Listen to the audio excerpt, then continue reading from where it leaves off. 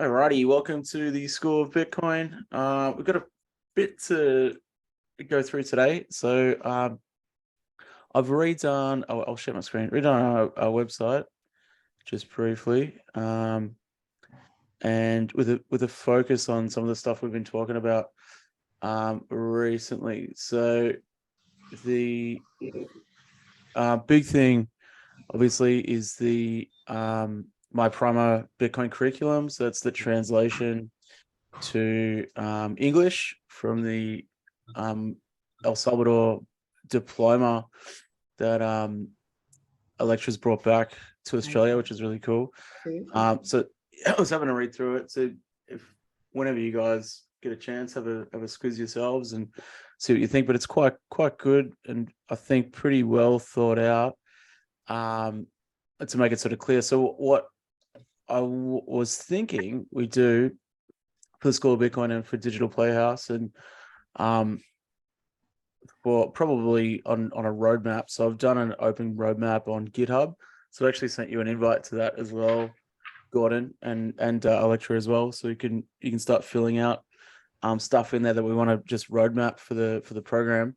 But what I want to focus on, because I'm doing my TAE, is mapping this. So mapping this diploma, and also there's a guide on I don't know if you've seen this website, Carmen's website. It's really cool, and he's put a lot of work into really succinct and totally free, open source. I've actually invited him to come on here, but I don't think he wants to come on camera. So I was like, okay, no probs.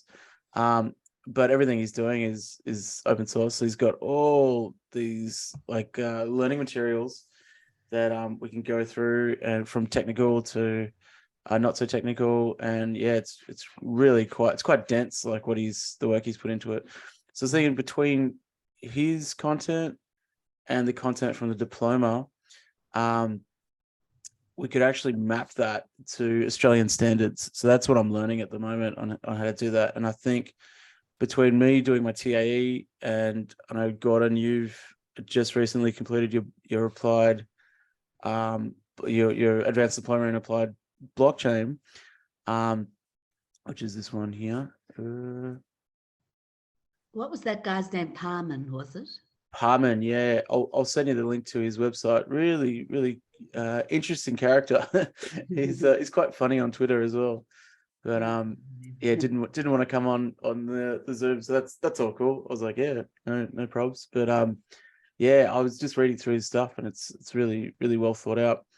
But what I was thinking, so we take that and take the diploma, and then map it to Australian standards. So this is already approved by ASQA, and basically you have these units of competency. So starting off with, and you'd probably know this, Gordon, because you would have gone through most of it. So establishing a blockchain framework for decentralized peer-to-peer consensus and innovation. So I think we can take the units of competency and take the skills and knowledge parts of that, and map that specifically to the Bitcoin curriculum. So my thinking is we take the applied blockchain, and map each part of it, which I've been doing already as part of my course. So that's like been my main projects for my teaching cert. So going through, so that's easy, right? So we can do that. I think between all of us, we can sort of figure out how to do that. And me, with the documentation side of it, I think I can do that pretty easily. Develop a blockchain business model. So that might be a little bit different. So we might have to skew that sort of towards BTC specifically, but I'm thinking maybe Lightning. Or even Stacks. We could even utilize that for a business model, building off that.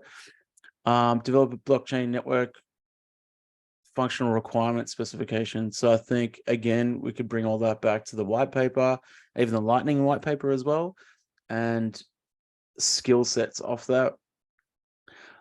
Create trust and activate a blockchain with smart contracts. That one might be a little bit trickier. I again, we might have to look at Stacks for that. I don't. Have you looked at smart contracts on Stacks, Gordon? Yeah, sure. Absolutely. I mean, that's what Stacks is, smart contract for Bitcoin. So yeah, looking through this course here, it was interesting to apply it to, I applied it to Bitcoin as the underlying protocol, and then Stacks being the smart contract. And navigating the way through. It's more just this program here is just really, it's a thorough strategy to implement a blockchain strategy. I found it quite complex. I finished my course yesterday. If I pass, I'll get my advanced diploma. You'll pass. Hey, good on you. It's been absolutely intense, But, you get a lot of knowledge, and my lecturer made us dive under the hood. We didn't just, I guess in class, we dove under the hood on a lot of stuff, all sorts of things. He's got a PhD in interoperability, and yeah, it's pretty intense. But yeah, in terms of fitting it to this, it'd be interesting to see if that is the right path. That, I'm looking at it going, if you were to create a Bitcoin economy, I think probably looking at what the framework is, what's the ultimate goal out of the Bitcoin? What would it mean to be Bitcoin certified? Yeah, exactly. And then what can you do off that? And, how would you use, Bitcoin as the underlying architecture? Studying more in the depths of, maintaining the Bitcoin architecture. So each one of these here, say, for example, you go down in here and you look at, it goes through you got the smart contracts there. You then go into the framework for operating the blockchain network. So in the case of Bitcoin there, what is involved in operating the Bitcoin blockchain network? Exactly. So that's what I'm saying. So we can take that and map that to say the mining aspect of it, how to run your own node, and why you should do both of those things, and then so they're the complete framework of how the ecosystem works already. Basically these guys have done the opposite, right? So they've taken one element of Bitcoin, labeled it blockchain, and created a course around that because it's more palatable for I suppose for institutions to get on board with quote unquote blockchain rather than Bitcoin. So I'm saying we do the opposite of that. We invert what they've done, use this, and then I think that an application to Asqua, we basically say we're doing a blockchain course. We can say we've got all these learning materials I think the diploma from El Salvador is really going to help with that for basically what we need. I think what this gives us is credibility. So anyone who wants to apply to jump on to go through a Bitcoin course, we can say, look, it's registered with Asqua, and this is what we want to do. And it's all open source, so anyone can pick up what we've built and register their own RTO if they want. But I really think doing the RTO, I think it's a big process, but if we can do it for Digital Playhouse and register with Asqua, means we can be one of the companies sort of doing that. And in here, so if you look up, you can look up anything. So you can look up blockchain would be the main one, but say cybersecurity, and it'll bring up all the different courses you can do with that, which is great. But if you look at Bitcoin, it's got nothing. That's awesome. It's crazy. Awesome. That's really good. We've got we're first movers, so it's perfect. Exactly. And I think there's a couple of things in that, just going back to that course before into the RTO. The predominant basis of the course, as far as I can gather, is by writings from Don Tapscott. So Don's, there's a great resource in there as to, and I think he's gave me a very thorough understanding of Bitcoin and blockchain networks. Also very thorough understanding. I'll get some other posts up. I've documented them all just recently about governance. So dealing with governments, dealing with the global network, the GNS and how that works. So a bit of a session on its own, but there's some excellent resources there to draw on where they've actually structured the course from. Cool. So Don is the first thing that sort of turned. One of his TED talks sort of turned on the space for Bitcoin for me. You know. Right. Okay. Cool. Cool. Yeah. Cool. Terrific. So he's got Awesome. some, you know, pretty much they've, you know, I'd say there'd be other components. They've drawn on other writers, but the boys have really drawn on writings from others and how to just put it into a proper framework. So cool. Yeah. Oh, very cool. Yeah, so I mean, like with the RTO, so I reckon we can go through this slowly. And I'm thinking like with these meetings, week to week, maybe we take a unit of competency and break it down. I might even put together, like I've put together some stuff already as part of my course, but it's only elements of it. So I want to go sort of step by step and go through everything. So like that asymmetric encryption part that we went through, that was related to this as well. So I just took out one UAC, created a skill around it and a knowledge set. But if we can do that week by week, up until, so I finished my course in March, and I know Electra finishes in May from memory. So if we have two of you guys with your advanced diploma in blockchain, applied blockchain, I've got my TAE, and then I think we should be able to register like or apply to ASQA.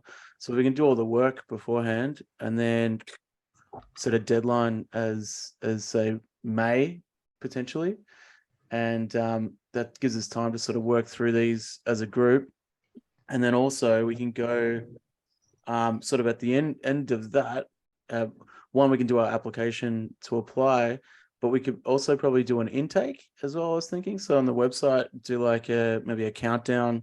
So we can do an intake for anyone who wants to, you know, apply to do an advanced diploma of Bitcoin, essentially.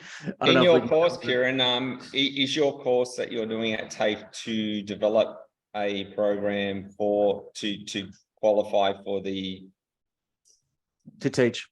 So the basically it's pretty cool actually. Like it's pretty dense, like the amount of stuff we had to go through. To put it in perspective, we had, so it's a hybrid, so between two campuses using Zoom in between. So they've got a pretty awesome hardware actually. Massive screen with like these cameras that follow you around the room. It's kind of creepy actually. Like it follows like wherever you go. But we had on our side, I think it was 24 people, and on the other campus they had 20 now or something like that.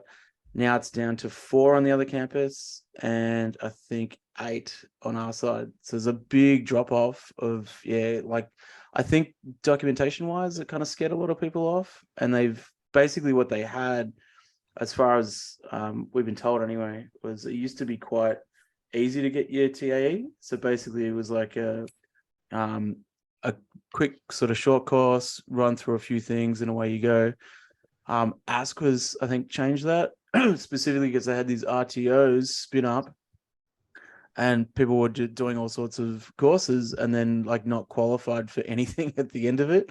So it was, they had all these educators that like basically didn't know what they were doing because they didn't have a proper course. So they've gone the opposite way and made it like extremely dense in terms of compliance and documentation, and like there's a lot of repeating yourself and but for the most part I found it quite interesting just to learn how these RTOs work and like how the higher ed education system works in terms of accreditation, and we're doing assessment next when we come back after Christmas and we start doing assessment then. So I'll learn about the assessment side of stuff, which I'm not a fan of, to be honest. Like I'm with Peter Hutton on that. He says assessment's a dirty word. I tend to agree, but it'll still be interesting to learn about that.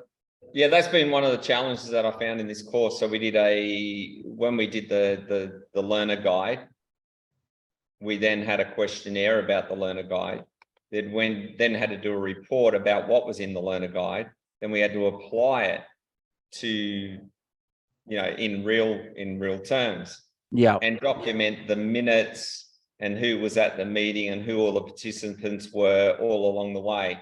So it was a complex system of paperwork, which I found quite laborious in a Yes. learning environment. It was sort of like a fake Toshi, a fake of learning, but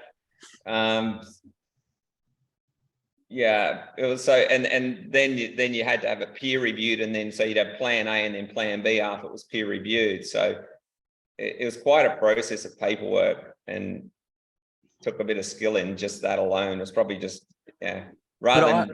I reckon like with us, we don't have to do that, right? So like these institutions, so like Chisholm, for example, where I'm doing my course, they've got a lot of red tape, and they've got like they're big organizations, so they basically have to adhere to whatever the organization says. And if we spin up our own RTO, we don't have to do any of that. Like so for example, like they use Moodle. Moodle is horrendous software that everybody hates, staff and students alike, but they just have to use it because it's there and it's free for the most part. They still have to pay for licensing and stuff, but it's just like this thing that's been like the LMS system that's just been there forever. So you have to use it. It's broken. You can't find anything. It's clunky. We don't have to do that. So like we can just go, no, we're not using that. I propose we use GitHub. So we get all the learners on board. GitHub day one. This is what we're doing, because it basically means you can clone whatever learning you're doing, boom, straight into the next lot of learners that come along, and they can see the history of everything. So we do it all open source. We don't have to do it like these institutions like using Moodle or whatever. To be quite, I enjoyed the experience and I learned a lot, but it would be good to get together with the other students and go seriously. How could this be improved? Because I think, exactly. Advanced diploma being to make like, it as sorry, go.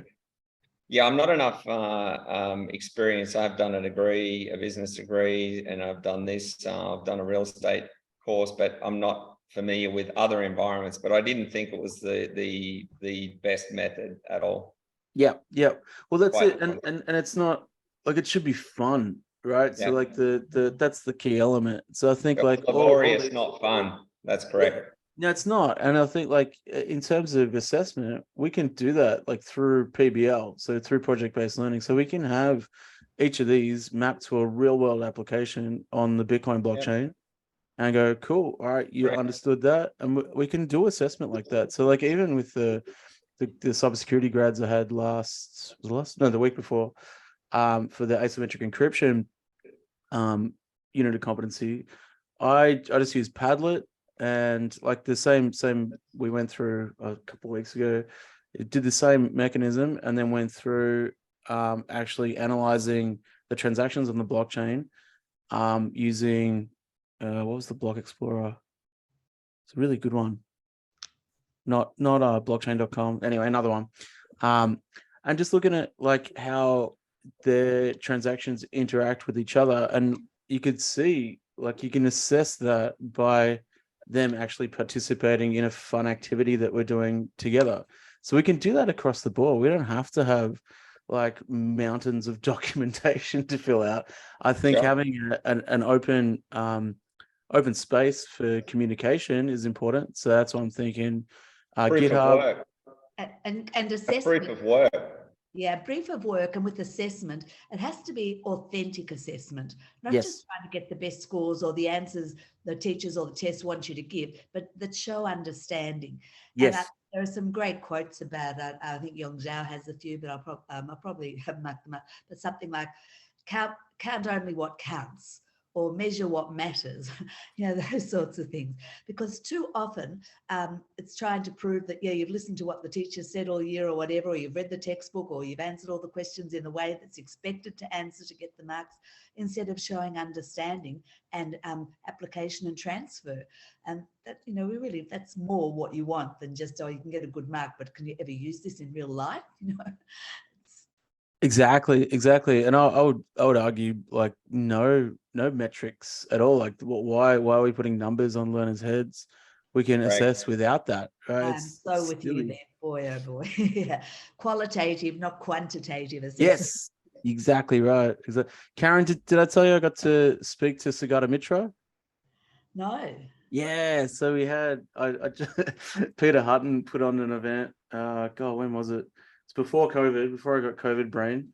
But yeah, he was so cool, as he always is, Sagata. But I got to like tell him about what's happening in Central Africa. So like the students that have been given BTC to learn on their own, and that whole story with that. I said it's so cool because it mimics like your school in the cloud program. So yeah, it's so awesome. I got to actually have a chat to him like at the end of this presentation. I kind of hijacked it really. Good So it on was you. like, Peter was like, "Is there any other questions?" I was like, "Oh, please, can I ask?" But no, it was really cool. Like, I mean, just being able to chat to him because like it's been what 15 years following all the work he's done plus. Just like I was blown away that Peter managed to get him onto a call. So it was really cool.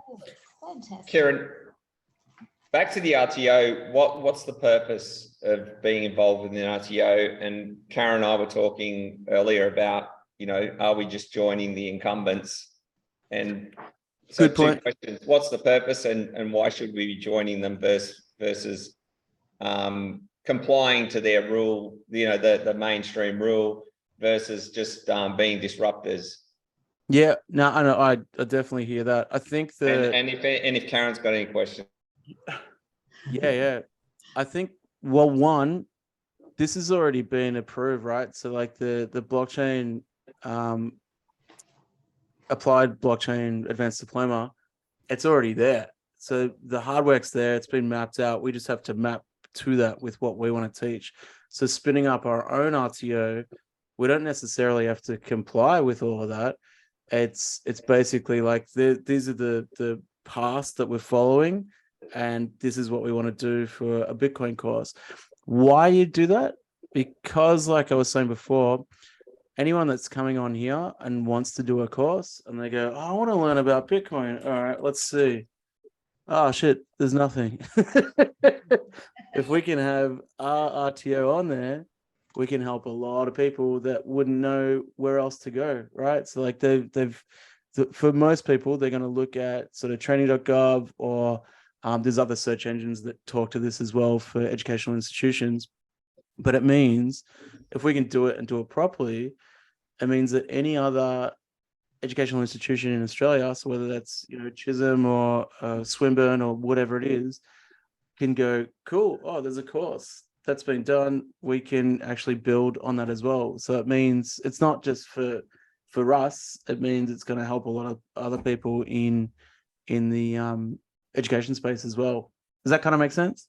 Sure. And so there's a business model behind it, there's employment behind it. Is you said us having an RTO ourselves, does that mean we would have leaders in that? Yeah, totally. So what I'm thinking is if we can do, once I'm qualified, we could do team teaching, right? So you guys will be the applied blockchain experts. I'll be the qualified teacher, and we could do team teaching as a group via Zoom. So all we have to do is just an intake. We probably want to speak to some of the RTOs and ask them what they charge for sessions. But what I want to the Diploma applied blockchain is 10,000 through a private and 13,500 through TAFE. Okay. Yeah, cool. All right. So we could look at something like that or but whatever. They're, depending on the nature of our course and what it means and how much time's put in, I'm sure it's just on a formula. It's about 1 year and yeah, they'd work out some formula behind it. Is that how many days a week were you doing the course? 2 half days. 2 half days. One learner session, one workshop session. Yeah, cool. That's cool. with a teacher, with a lecturer. Yep. So we could spin up something similar, I think, to that, specific to Bitcoin. But what I want to make clear as well, that everything that we do is open source. So like we're getting paid to do to run people through the course and run people through the knowledge section and the skill section, and then at the end of it they're qualified. But we will put everything out there, like we already are on GitHub, so anyone else can come along and go, cool, oh, I want to do something similar in, maybe it's not even Australia, maybe somewhere else in the world, and take that and run their own thing. So it's just this is the method of providing greater access out through an industry portal, really. Absolutely, absolutely. And I think like at the moment, like if we're kind of in an echo chamber, right, for the most part. So if we're doing the School of Bitcoin, I still want to do the days and everything. We can roadmap all that stuff. In fact, anyone who goes through our course, we could probably say, look, this is what we're building afterwards, like the marketplace and all this stuff. If you guys want to contribute, we can onboard people to help us out through that. Absolutely. But I agree that that's the perfect funnel. I mean, they're the learners that come through and they can become the next part of the days or the project builders, or exactly. It's the pipeline. I mean, anyone that comes through that, say, for example, you know that they're going to have a deep understanding of Bitcoin. So if they want to go and do some smart contracts with stacks, I know they've got a deep understanding. They're going to turn into a builder or an educator or a leader or something in some way.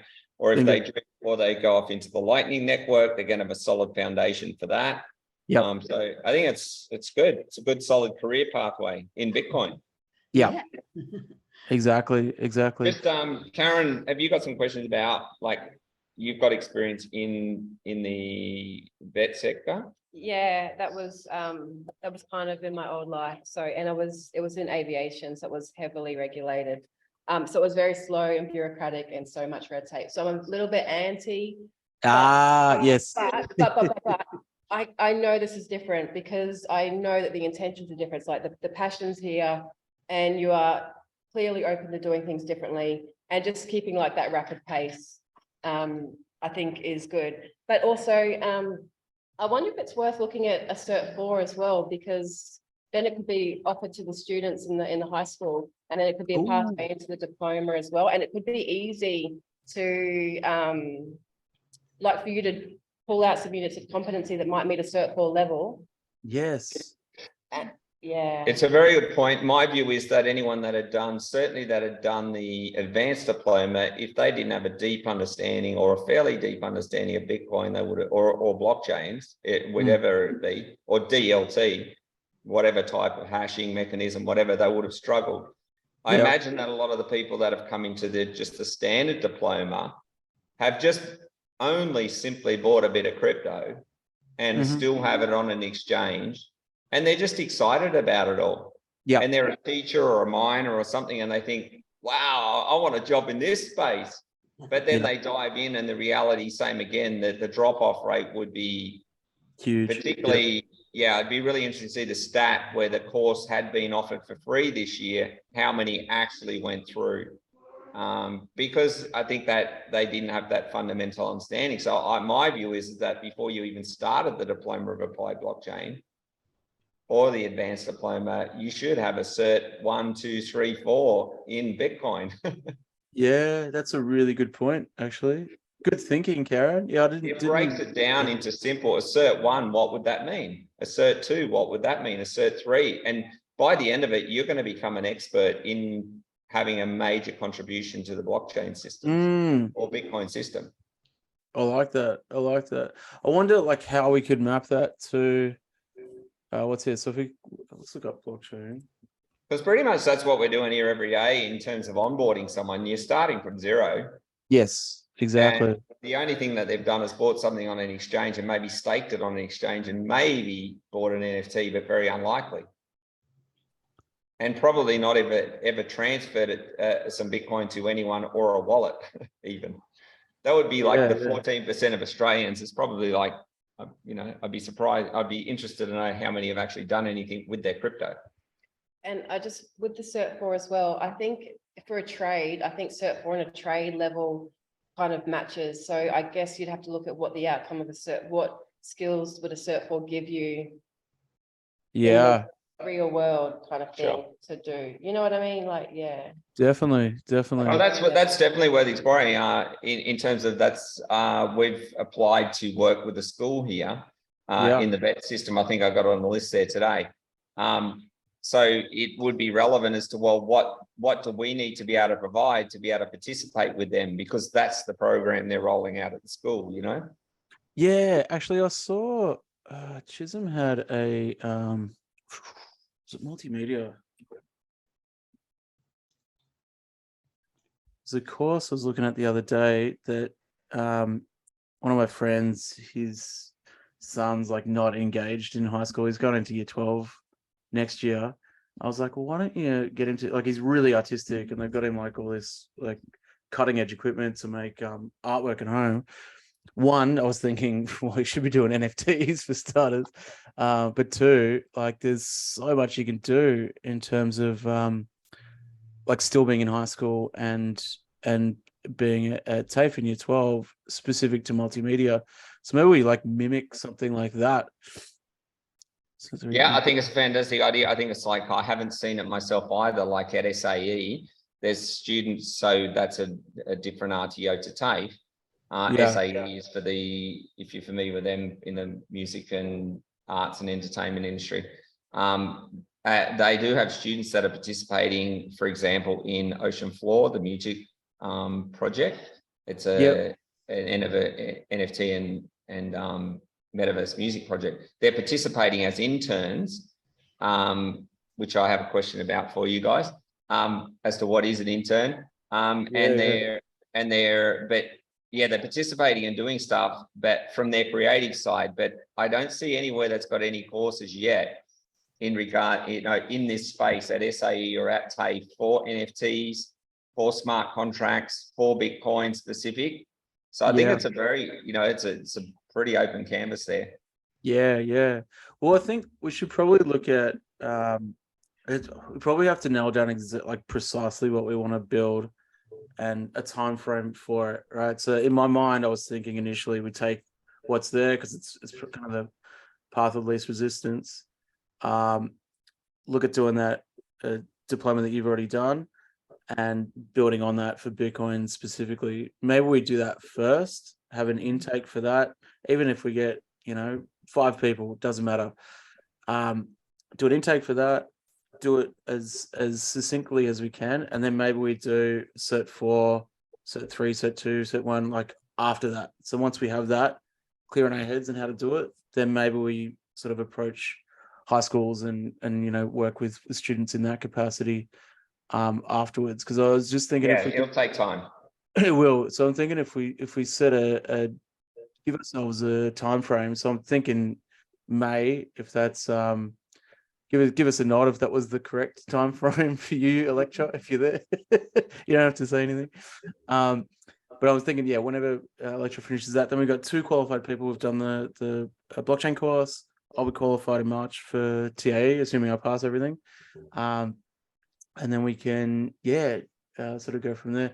Karen, I know you're a qualified teacher as well, so maybe you could go through the course with us. Karen Morrison, I'm talking to. And then at the end of that, you can be certified, like Bitcoin certified, and then maybe we could approach schools specifically for integrating into or opening up to a cert 4 as well. What do you reckon? Yeah, look, I'm happy to. I think I think what comes out very clearly, and I think Gordon just explained it with a friend who, someone who does things differently to school. There are so many children, young people who just don't fit into the very highly structured way that schools work. But that doesn't mean that they've got a problem. It actually means the school's got a problem. Why schools are meant to work for kids, not the other way around. Not against them, yeah. And if this is explained to administrators and leaders that this is another pathway to help students be their best selves. They've got skills in different areas that aren't necessarily measured in the formal assessments, but that doesn't mean those skills aren't really worthwhile, that can lead them on to a future that will give them a sense of fulfillment, or, you know, feel actively participating and involved. And, you know, just get that across, because it's been going on for too long that schools try and tell children not to sit for NAPLANs if they're not going to get good results. And, you know, how often is it that schools want to be so highly valued on things that measure, whether it's NAPLAN, ATAR, whatever, instead of, hey, what are your students doing when they leave school? How are their lives going ahead? You know, rather than just jumping over these hurdles that are just not real. Exactly right. Well, funnily enough, I got an email from some parents in Egypt. When was this? This is like 2 weeks ago. I was meant to catch up with them. I'm going to set another date because I got COVID and I was not in any state to talk to anybody really. But their son's in school, hates it, and they came across the video of me with Seth from years ago, with the one where they sort of take him up to look at the quantum computer and all that. I don't know if you remember that video from it was like I forget the news company. It was the Asian news company that came. But anyway, they're huge over in Asia. Yeah. They must have done like a rerun of the video, and they saw that and they found me and reached out and said, "Can you run some courses with us?" And I was like, "Yeah, I can try and do something. Let's meet up." But yeah, you're right. So it's not just Australia. It's like across the board, and everybody's sick of it. I think kids are sick of it. Like even like I know a bunch of kids like that just hate going to school, like my friends' kids, and they're sick to death of it. It's just boring, compliance, standardized testing. Like it's coming to an end. Like it's the legacy system and its death throes for sure. So I think it's good timing for us to be thinking along these lines and actually building something out for everyone to move to something else. Kieran, can I just ask a couple of questions? So the TAE qualification allows you to be a teacher in an RTO, correct? Yeah. Yep. Does it also then allow you to create curriculum? Yes, it does. Yep. Which nobody wants to do, apparently. I think I'm the only weirdo in there who actually. and did they teach you the approval process? No, so we're going through that next year. So that's okay. Yep. Well. Okay. So, but by the end of your course, you will know the approval process.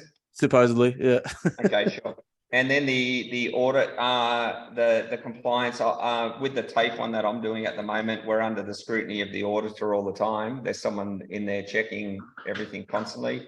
Yeah. I've gone through that with you. Is that what you've done, Karen, previously? Audited RTO courses to see if the teachers are teaching it correctly. Just the entire RTO. So the marketing, what was on the website, how the administration. So I know that you mentioned GitHub. I know there was a lot of compliance related to collecting student information. So that would be something else. Personal information, previous qualifications, just different kind of stuff. Sure. It was the entire RTO that was, it'd be cool. It'd be so cool to do something where we weren't looking through the lens of, looking through the lens of how can we meet their requirements in a really brand new way that the majority of RTOs aren't doing, just coming at it from a new lens. Because I was looking at it from a very standard compliance audit from the lens of how can, guilty until proven innocent kind of thing. That was the way I used to look at it. Yep. So it'd be so cool to come across and look at it from innocent until proven, like an entirely new lens. It would be really cool. Absolutely. Absolutely. No, that's just good. Web3, or I guess the blockchain technology could enable things like that, like digital identity, how we haven't had to unsecurely store their data, where the conversations are had, by having private data, free from data dragging chats, Yep, exactly. Well, and I think for the most part, you look at these institutions and they're using things like Moodle, just out of what would you call it, tradition, to be for the most part. It's just like everyone's done this for so long, we can't think outside of it.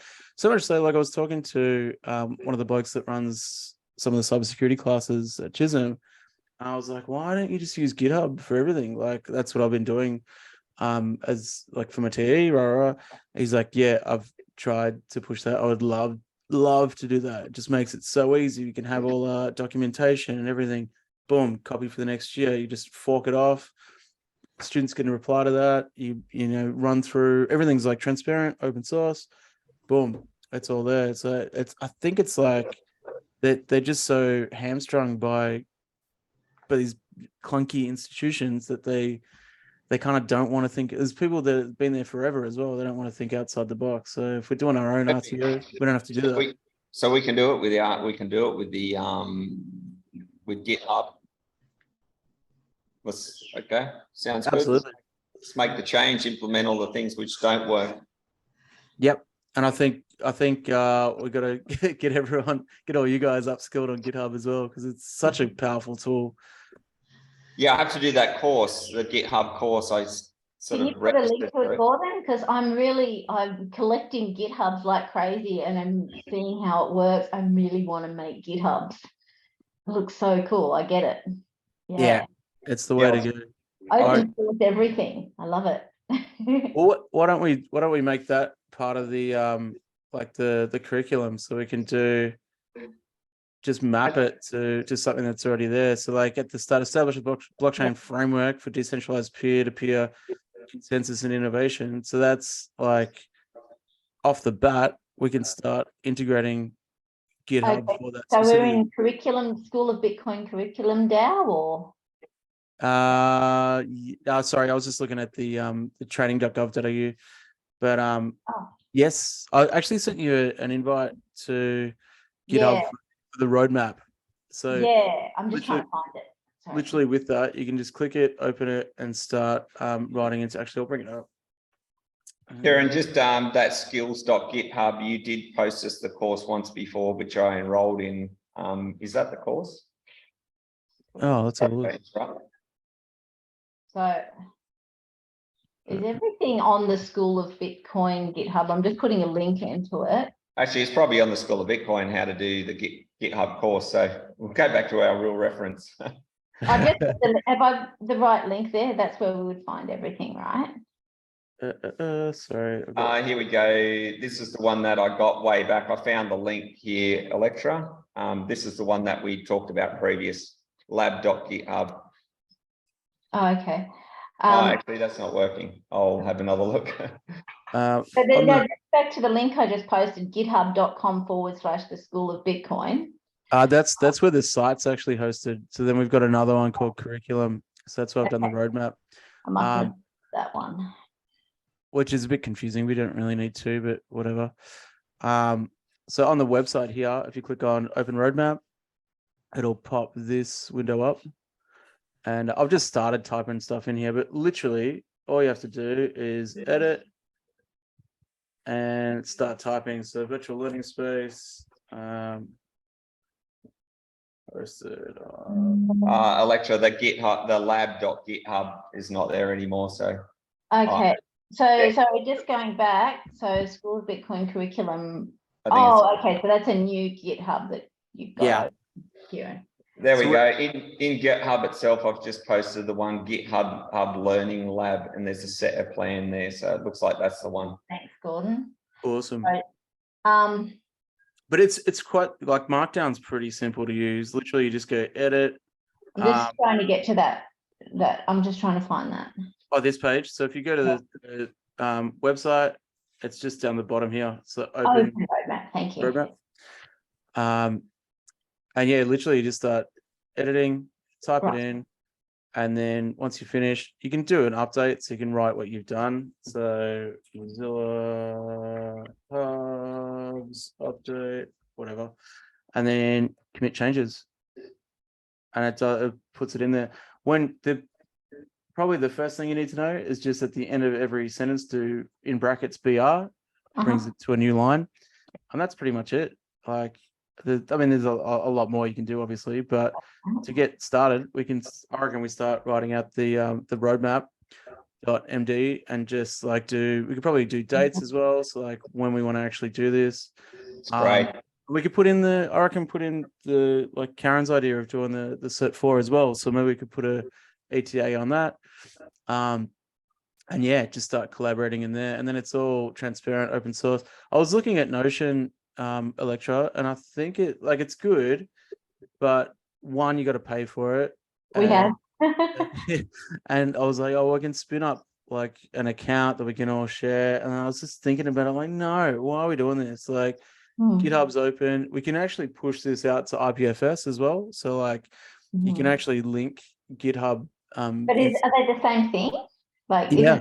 isn't Notion a workspace? Notion. Yeah.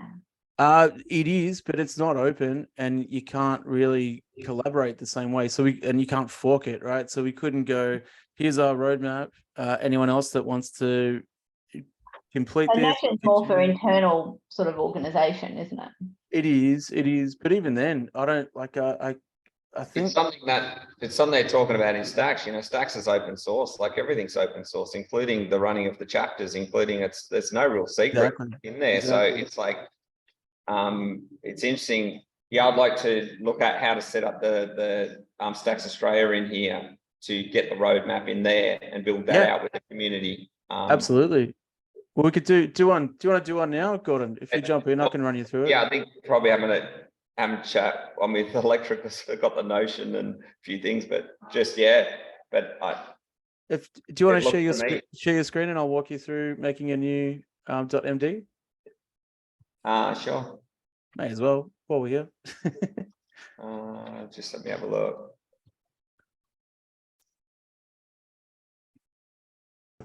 Have you got that one? Yep, beautiful. So if you go scroll up, where are we? So then click on School Bitcoin curriculum on the left. Oh, yeah, sorry, sign in. Yeah, I'm not sure if I've got I might have to go in another realm here. Might be a sec. No worries. I might just stop share a bit and I'll find that for a second. Yeah, good idea. Just in case. Where are my repositories?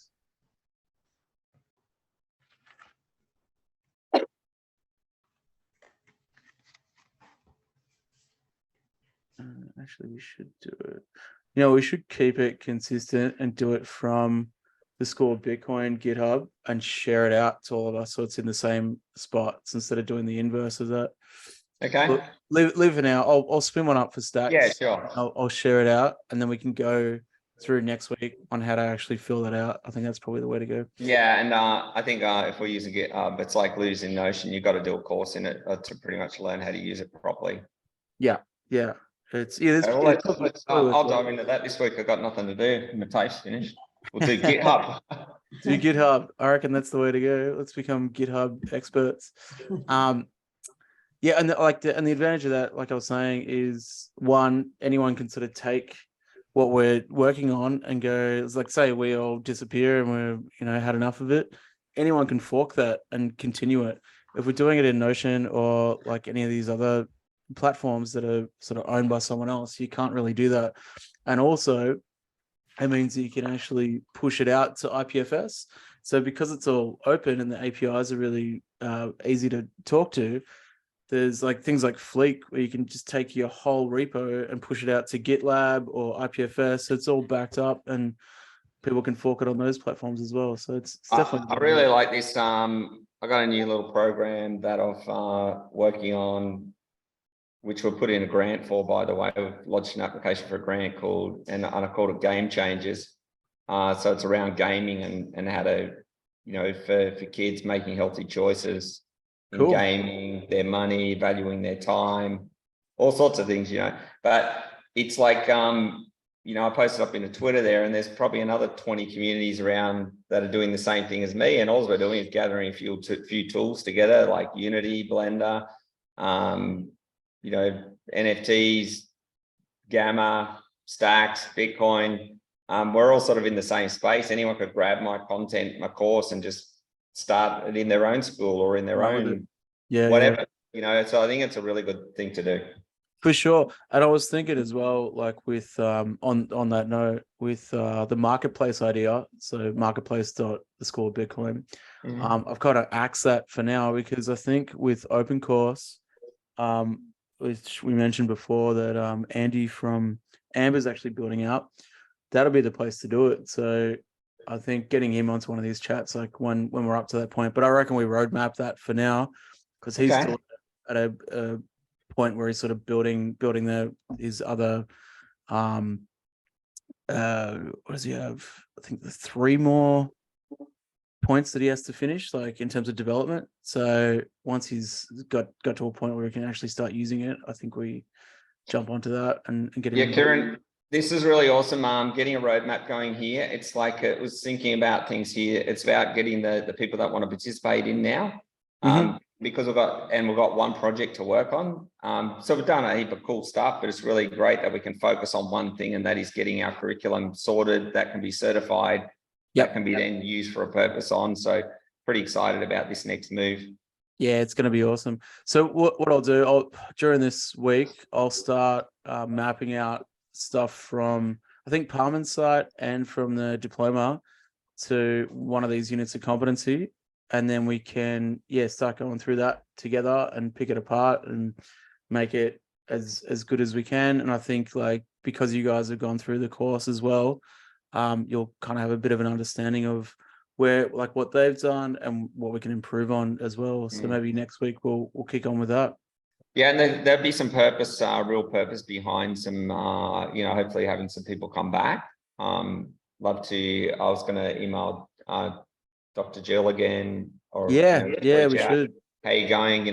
Obviously lots of things going on, bear market, scary time for people who were in at that time, as well as, the COVID scenario. So there's some great people around. Multiple things, I think, like it was Celsius.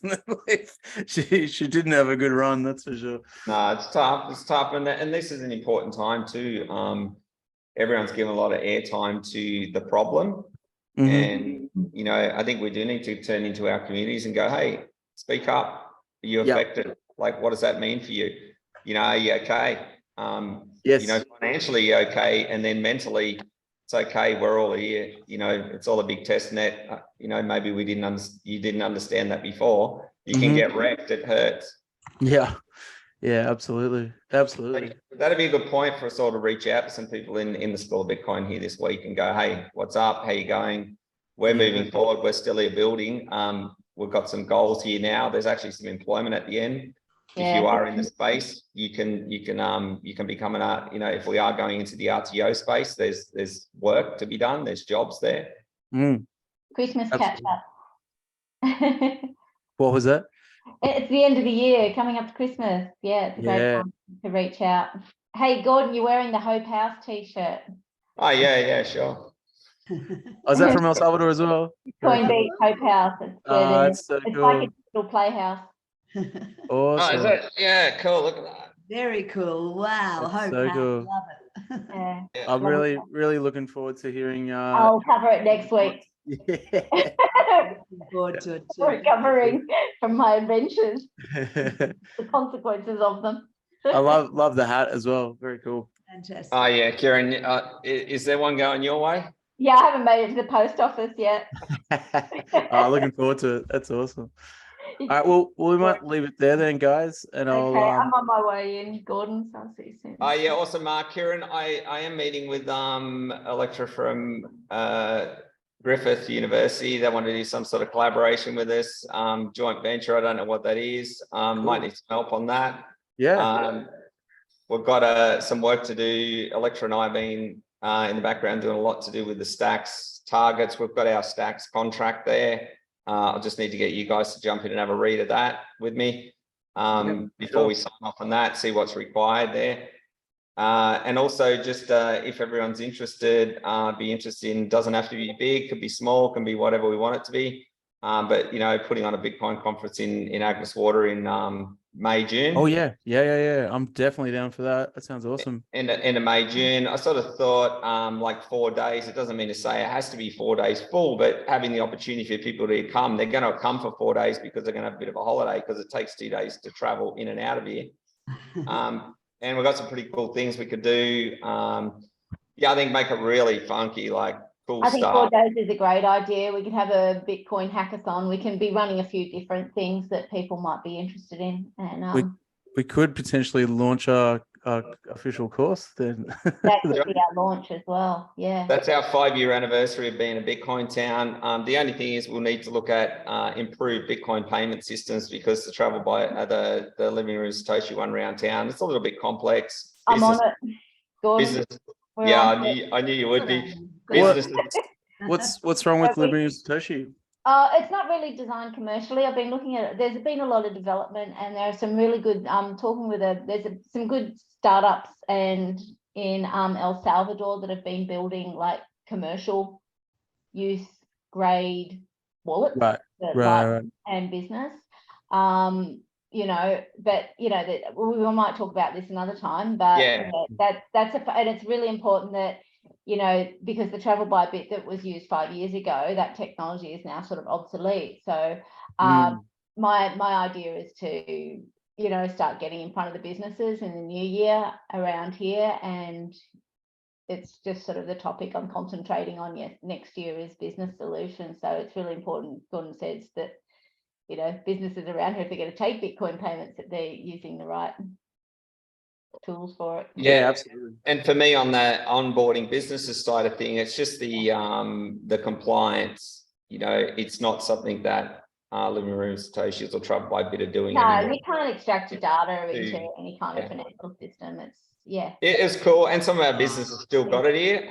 They're cool. It's in our tab, but you know, you go up there to the staff, they don't know how to use it, they don't know how to open up the app. But there are a lot more options now. There are a lot more options for people on degrees of custody and non-custodial. So, you know, we'll have sort of a choice of 3, I think. There used to be a restaurant in Chadstone, which is the big shopping center here, that accepted Bitcoin. Actually, I took Ray there a few times, Karen. And they, would accept BTC. So it's obviously the owner was like a Bitcoiner. And it was so funny. Like every time you'd go up and like, oh yeah, I want to play with Bitcoin, because they had Bitcoin stickers everywhere. And I was like, oh, that's so cool. The look of horror on the people's faces when you'd say, I want to pay in Bitcoin, because they're just like, they couldn't remember how to. I don't know how anything works.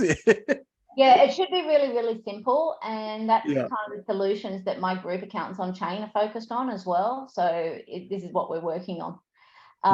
So, you know, there should be like a few different models that come with some guidance on how you're going to get this into your accounts easily. That have trouble with compliance, and that's what they want. Oh, Gotcha. So many exciting things. Wow. So we'll have our businesses well prepared. Gordon did an amazing job getting travel by bit out to over 30 businesses 5 years ago, and I'll see how we go. If we tell them there are people coming, they might start at the market. I think. And Karen, your words about inclusion have been like a game changer for me. So thank you for that. I'm just using it in everything I do now, and it's just quite incredible. And now stuff I'm reading, I see where they're talking about inclusion a lot. You just weren't aware of it. It's in our charitable objects, Gordon. Inclusion, financial inclusion. Yeah, I did read that too. And so as part of inclusion, we've got a Christmas party showcase here in Agnes tomorrow night, 5:30 Queensland time. We'll have the Zoom up. If anyone wants to jump in, say hi. Hopefully we've got a few kids. They're going to show a couple of projects, but we'll also be presenting the financial accounts and just a chairman's report about the foundation. So won't be too much boring stuff, but sort of it's an opportunity for the kids to showcase a bit of the stuff they've been doing. So if you want to jump in, the Zoom will be up. Could you send that in a calendar invite to the Bitcoin group? That'd be awesome. Will it be recorded if we can't make it? There we go. It'll be a mixed match, Karen. But no, look, I want to see it. I've just got a crazy week, but I mean, by the middle of December, things will settle down a little bit. Hopefully. We'll put the Zoom camera, and you can just sort of watch us sort of standing and walking around in the room. It's a live event, but it's all right. Film. Plenty of other opportunities, Karen. Oh, you just do so many amazing things. I'm so exciting listening to you all. And I was thinking before about when it's being presented to schools or organizations or teachers, whatever, what talking about is cutting edge. It's not going back and going back and going back and think, when will we have to reinvent it? When will we have to revise it? it's putting kids, it's putting people right on the edge of what's happening now. The skills they can use, just not now, but for today and tomorrow and in the future too. And I think that's where school's really letting things down too much. If you're still teaching 10 times tables, and, you know, it's just, we're in a different world now. And it doesn't say what happened in the past was all horrible. It's just that things have changed so much. What's being offered needs to change too.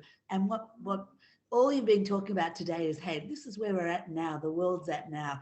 We shouldn't have to wait until we catch up. Why not be there at the beginning? Exactly. Yeah. I'm just sharing the. Thanks, Karen. Yeah, thanks, Karen. That's really I've good. got to go in a sec. Sorry. Yeah, we've got to rock and roll. Yeah, no worries. I was just making the Stacks roadmap, so I'll share that with you guys now, and then next week we can jump into that and start Gordon, dumping stuff in there. something about we've got to rock and roll. There's apparently an exhibition on in the New South Wales now, The Way I Roll, and it's a different sort of inclusion. It's about people in wheelchairs and how they do things their own way, and Oh, just cool. expression more generally, Cool. and the way I roll. And there's an art exhibition of them not in their wheelchairs, but an artist cultured the person, not the wheelchair. And too often that's what happens. There's something that gets in front of who's the real person here, whatever. But hey, the way we roll with the Bitcoin school, hey, we're racing, moving all the time. That's really cool. That's that'll be something worth sending to Tom. I think he might be interested in that. Yeah, yeah. I haven't heard from him in a while, so I might actually reach out to him and see. Yeah, I've got a little project to wrap up on that too.